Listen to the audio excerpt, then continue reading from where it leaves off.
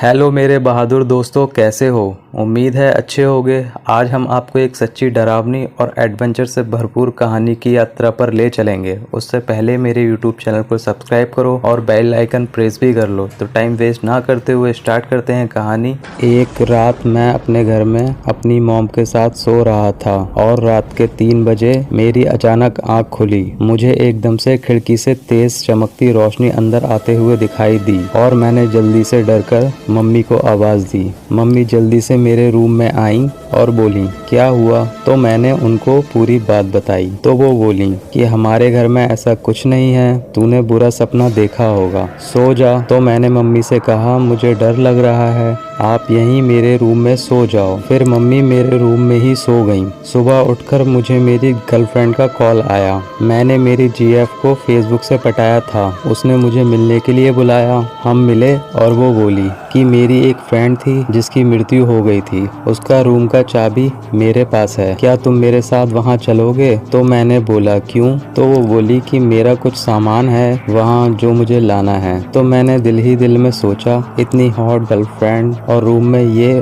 और मैं ही होंगे तो एंजॉय करने को भी मिल जाएगा। तो मैंने उसको बोला, चलते हैं। उसके बाद हम उसके फ्रेंड के रूम पर पहुंच गए। वहां पहुंच के रोमांस करने लगे। देखते ही देखते कब रात हो गई पता ही नहीं चला। फिर मेरी मॉम ने कॉल किया, तब मुझे पता चला कि रात के 12 बज चुके हैं। तो मेरी गर्लफ्रेंड बोली कि अब मॉर्निंग ही चलेंगे। उसके बाद वो बोली, मैं बाथरूम होकर आती हूँ। उसके बाद में मैं अकेला था, पर मुझे कुछ फुसफुसाने की आवाज़ें आने लगी। अब मुझे डर लगने लगा। मैंने मेरी गर्लफ्रेंड को आवाज़ दी, पर वो नहीं आई, ना ही कोई जवाब दिया। फिर मुझे कुछ परछाई आती दिखाई दी। मैंने हिम्मत करके बाथरूम का दरवाज़ा खोला, पर वो बाथरूम खाली था, उसमें कोई नहीं था। फिर मुझे चीखें सुनाई देने लगीं। अब मुझे लगा कि मैं अब नहीं बच पाऊंगा। मैंने जल्दी से बाहर भागने की कोशिश की, पर बाहर वाला मेन दरवाज़ा बंद निकला। मैं जोर जोर से आवाज़ मार रहा था, पर वहाँ मेरी कोई सुनने वाला नहीं था। उसके बाद एक सफ़ेद गाउन पहनी लड़की, जिसके मुंह पर खून लगा हुआ था, पैर उल्टे थे,